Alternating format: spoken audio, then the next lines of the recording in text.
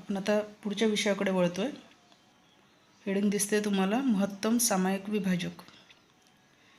यालाच इंग्रजीमधली पोरं काय म्हणतात, ग्रेटेस्ट कॉमन डिव्हिजर, किंवा मग अजून त्याला एक नाव आहे हायेस्ट कॉमन फॅक्टर. लक्षात घ्या, महत्तमचा म घेऊ, सामायिकचा सा घेऊ आणि विभाजकचा वी घेऊ, काय तयार होते? करेक्ट. मग तयार होतो म सा वी. आलं लक्षात? मग आता तुम्हाला समजलं असेल, जी सी डी याला अजून काय म्हणू आपण, G C D, H C F, हायेस्टमधला एच घेऊ, कॉमनमधला सी आणि फॅक्टरमधला एफ, काय तयार होईल? H C F. लक्ष द्या, सॉरी. महत्तम या शब्दाचा अर्थ मोठ्यात मोठा. महत्तम शब्दाचा अर्थ काय होतो? मोठ्यात मोठा. म्हणजेच इंग्रजीमधलं काय म्हणून आपण त्याला, ग्रेटेस्ट म्हणजेच हायेस्ट. सामायिक म्हणजे सारखा, कॉमन. विभाजक, डिव्हिजर म्हणजेच मग कोण त्याचा, तर फॅक्टर, जिने की त्या संख्येला काय जात असेल, भाग जात असेल. समजून घ्या. उदाहरणार्थ, आता मागच्या वर्षी तुम्ही या पद्धतीने शिकला आहात. समजा तुमच्याकडे असतील 16 आणि तुमच्याकडे असतील 18. मग तुम्ही काय शोधत होते? 16 आणि 18ला भाग देणाऱ्या संख्या म्हणजे 16चे विभाजक शोधत होते.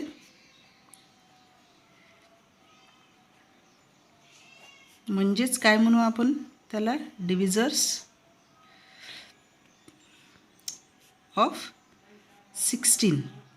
आणि मग तुम्ही शोधत होते 18चेही काय शोधत होते, तर विभाजक शोधत होते, डिव्हिजर्स ऑफ 18.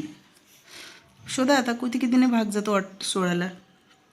बरोबर आहे, 2ने जातो, अजून 3ने जातो का? नाही. 4ने जातो, 5ने नाही जात, 6ने नाही जात, 7ने नाही जात, 8ने जातो आणि मग आता अर्ध्यापर्यंत आलो म्हणजे स्वतः 16ने जातो. मग त्यानंतर 18चे डिव्हिजर शोधा, 18चे विभाजक शोधा. 18ला कोणकोणत्या संख्यांनी भाग जातो शोधा. मागच्या वर्गात तुम्ही हे केलेलं आहे. मग 2, आणखी कितीने जातो? 3ने जातो. 3 त्रिक 9, 3 चौक 12, 3 पाची 15, 3 6 18. मग 6नेही जातो, मग 9नेही जातो. तर अर्ध्यापर्यंत आलेलो आहे म्हणजे 9 दुने किती होतील मग? 18. आता तपासा, या सर्व विभाजकांमध्ये सारखा कोण कोण दिसतो बघा. यामध्ये आणखी एक राहिलेला आहे बघा. 1 हा सर्वच संख्यांचा कोण आहे? सामायिक विभाजक आहे, कॉमन फॅक्टर आहे तो सगळ्यांचा. मग आपण इथे काय घेऊ आता? यांचे मिळालेले काय, तर सामायिक विभाजक. म्हणजेच काय म्हणू आपण त्याला, कॉमन डिव्हिजर. कोण कोण मिळाले कॉमन? 1. अजून कोण मिळाले कॉमन? 2. या व्यतिरिक्त अजून कोण मग कॉमन मिळालं का यांच्या विभाजकामध्ये, यांच्या divisors? Is there any common divisor other than these 2? No. मग आता 1 आणि 2 यांच्यापैकी महत्तम म्हणजेच हायेस्ट, अजून त्याला एक नाव तुम्ही दिलं, वर वाचा, काय आहे ते? ग्रेटेस्ट. कोण आहे दोघांपैकी? साहजिकच आहे 2. यापैकी जो मोठा असेल तो म्हणजे हायेस्ट, महत्तम. कोणाला? 18ला व 16ला भाग जाणारा मोठात मोठा जो आहे तो म्हणजे कोण आहे? 2 आहे. म्हणून 16 व 18चा, तर आपण याला महत्तम सामायिक विभाजक न म्हणता आपण काय म्हणणार आहोत याला? महत्तमचा म, सामायिकचा सा आणि विभाजकचा वी. मसावी किती मिळालं आपल्याला? 2. HCF or GCD of 16 and 18 is,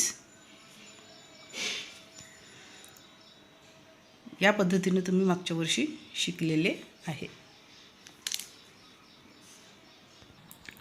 पण आता आपण काय शिकलो, मागच्या पिरियडला आपण शिकलो की संख्येचे फॅक्टरायझेशन कसं करायचं, how to factorise the number into its primes. संख्येचे मूळ अवयव कसे पाडायचे हे आपण शिकलो. म्हणजेच आता प्राइम फॅक्टर्स मेथडने म्हणजेच मूळ अवयव पद्धतीने SCF कसा काढायचा दिलेल्या संख्यांचा ते आपण आता काय करूया, शिकूया. उदाहरणार्थ मी 2 संख्या घेते.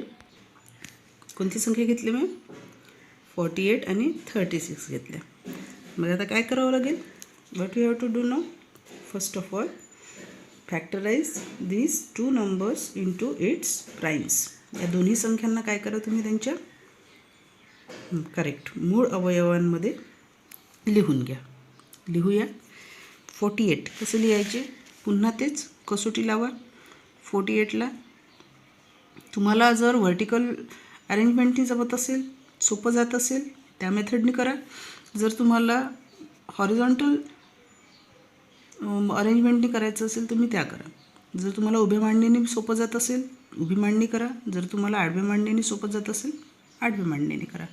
मी दोन्ही मांडणं तुम्हाला सांगते. पहिल्या उदाहरणात आपण मूळ अवयवाची आडवी मांडणी पाहूया.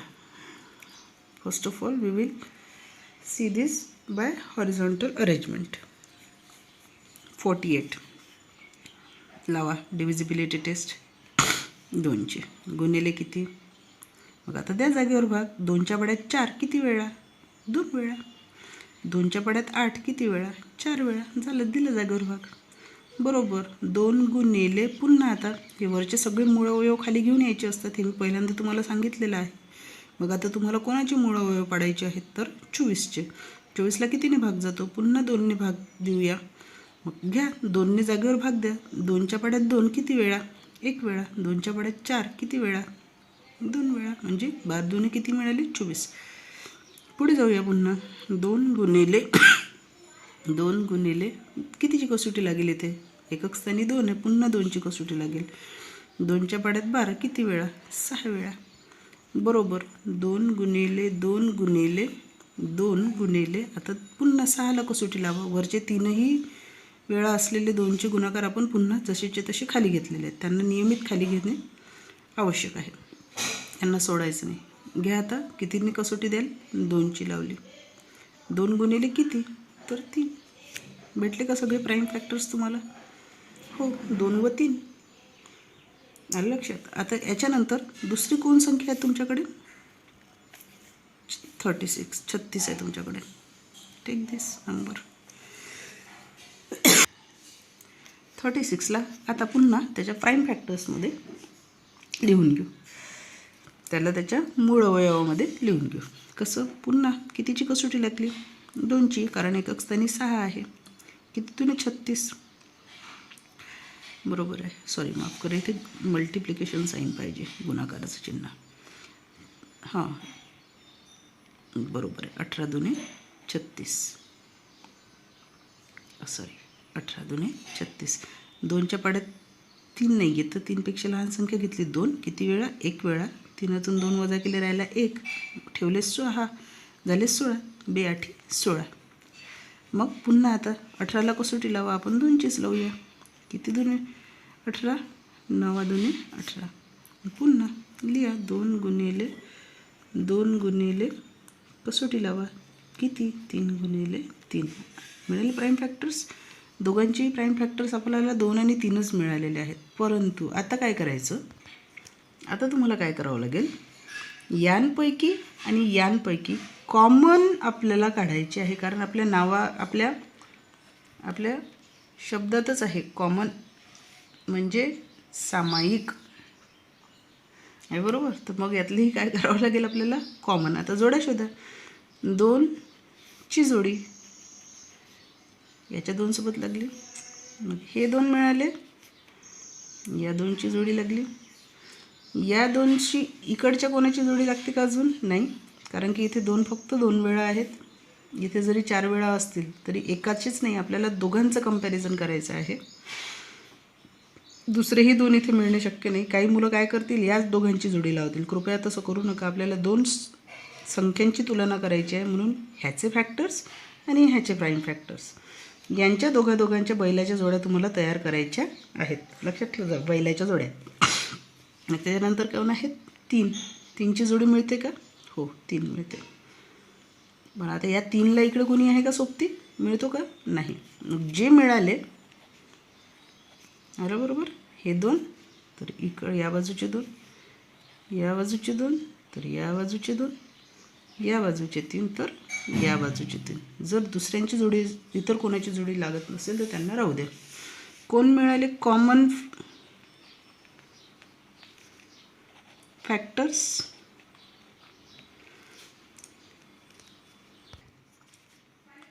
सामायिक विभाजक. कोण मिळालं बघा, तर इथे मिळाले 1 वेळा 2, दुसरे वेळा 2 आणि तिसरी वेळा मिळाले फक्त 3. बाकीच्यांचं आपल्याला काहीही करायचं नाही. यावरून मग या तिघांचा करून टाका गुणाकार.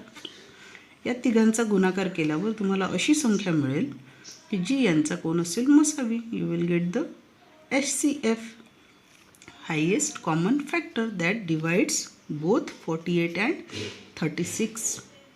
करा मल्टिप्लिकेशन. 3 दुनी 6, 6 दुनी 12, 3 2 जार 6, 6 2 जार 12. What is the HCF? Correct, 12. काढता येईल आता तुम्हाला असं. दुसरा नंबर आपण घेतला आहे. 2 नंबर्स घेतले आपण, 49 अँड 91. यांचे कॉमन फॅक्टर्स काढू. 49चे कॉमन फॅक्टर्स काय असतील? आठवा. 2ची कसोटी लागते का? नाही. 3ची नाही. 4ची नाही. 5ची नाही. 6ची नाही. अरे, या कसोट्या कोणाच्याच लागत नाही. मग ही संख्या कोणाच्या दुपटीत तरी आहे का? आठवा.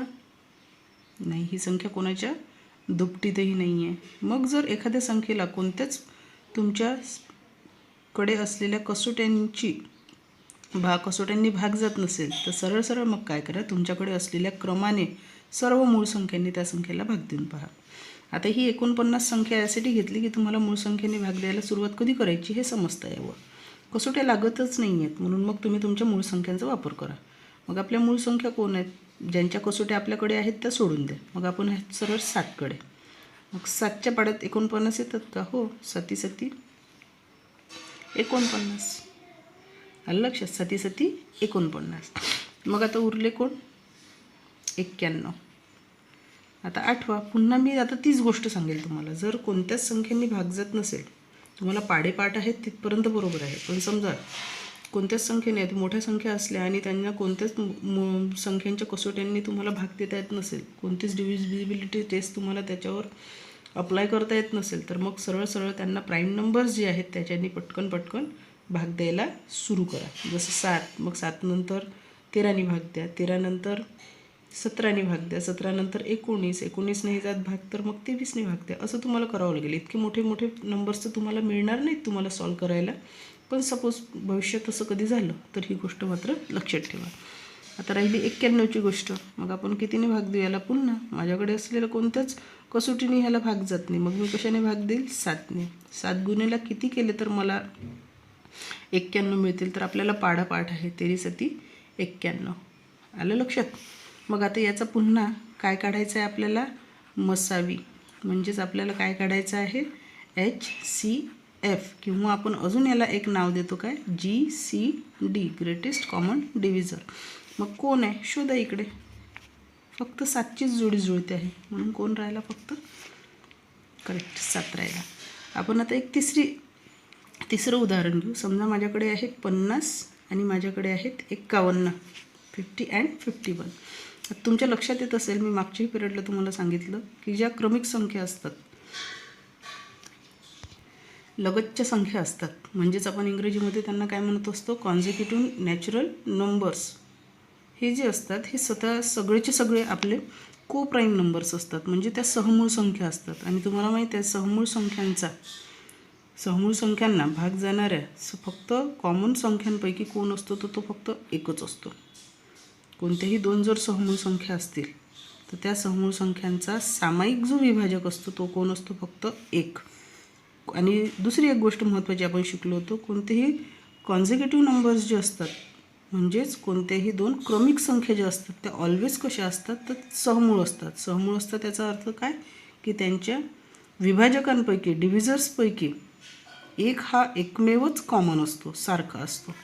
म्हणून 50 व 51 50 अँड 51 यांचा कोण मसावी म्हणजेच महत्तम साधारण सामायिक विभाजक किंवा मग HCF हा फक्त किती असेल, एक. कारण की तुम्ही 50च्या काय करा, तुम्ही मूळ अवयव काढा. चला घ्या 50चे मूळ अवयव काढू आपण. 5 गुणिले 5 10 50 बरोबर 5 गुणिले 5 दुने 10 हे भेटले आपल्याला त्याचे मूळ अवयव. आणि मग आपण 51चे मूळ अवयव काढूया. याला 6ने भाग जातो पहा, 5 आणि 1 याला 3ने भाग जातो. 5 अधिक 1 6. संख्येतील सर्व अंकांची बेरीज करून घ्या, तुम्हाला जे मिळेल करेक्ट त्या बेरजेला 3ने भाग जातो का ते पहा. 5 आणि 1 6 होतं, 6ला 3ने भाग जातो, म्हणून या संख्येला 3ने काय जातो, भाग जातो. मग चेक करा, 3ने भाग द्या ते या संख्येला. 3च्या पाड्यात 5 नाहीत, पण 5पेक्षा लहान संख्या कोण तर स्वतः 3. किती वेळा, एक वेळा. उरले किती, 5तून 3 वजा केले असता 2 उरले. जागेवर भाग द्यायला शिका, याची प्रॅक्टिस तुम्हाला करावं लागेल. याच्याने काय होते, याही पद्धतीनं तुम्ही केलं तरी चालेल, परंतु आता आपण मोठं झालो, आपल्याला या ट्रिक्स आल्या पाहिजे. मग त्याच्यानंतर 2 उरले, मग झाले 2, 2वर ठेवले 1, किती झाले 21. 3 7 21. मग 17 ही मूळ संख्या, 17चे आपल्याला विभाजक करता येणार नाही. मग 13 7 51 झाले. आता चेक करायचे, 5 5 2 आणि इथे 3 ने 17. यापैकी कोणीतरी तुम्हाला सामायिक दिसतंय का, नाही, कोणीच येथे कॉमन नाही. No factor is common here, no prime factor is common here. So मग तुमच्या लगेच लक्ष द्यायला पाहिजे, कोणीच कॉमन नाही पण एक कॉमन आहे, तो म्हणजे कोण तर 1. There is a number that is 1 which is common divisor of all numbers. That is why here if these two are consecutive natural numbers, then these two are co-prime numbers, and that is why we know that if two numbers which have only 1 as a common factor are said to be co-prime number. आणि त्या co-prime नंबर्सला आपण अजून काय म्हणतो, relatively prime और mutually prime number. जर कोणत्याही दोन संख्यांचा एक हा केवळ एकच विभाजक सामायिक असेल तर त्या संख्यांना आपण काय म्हणत असतो, सहमूळ संख्या असं म्हणत असतो. आणि आपण हा पण नियम शिकलो आहे की कोणतेही दोन क्रमिक संख्या ह्या कशा असतात, एकमेकांच्या सहमूळ संख्या असतात. तर तेव्हा तुम्हाला हे पाहिल्याबरोबरच लक्षात द्यायला पाहिजे, इथं तुम्हाला मूळ अवयव पाडायची सुद्धा गरज नाही. आलं आता लक्षात. यानंतर आपण पाहूया की तीन संख्या जर असतील तर मग त्यांचं HCF मसावी कसा काढायचा. समजा आपण नेक्स्ट उदाहरण घेतो आहे की तो आहे आपलं हे उदाहरण क्रमांक 3. मग किती आहेत आपल्याकडे, 3 संख्या घेतल्या आपण, 50 42 आणि 44. चला आता याच्या उभ्या मेथडने आपण करून पाहूया. काय करायचं, या तीनही संख्या आता पुस्तकात इथे या पद्धतीने दिलं आहे म्हणून मी ही मेथड तुम्हाला वापरते.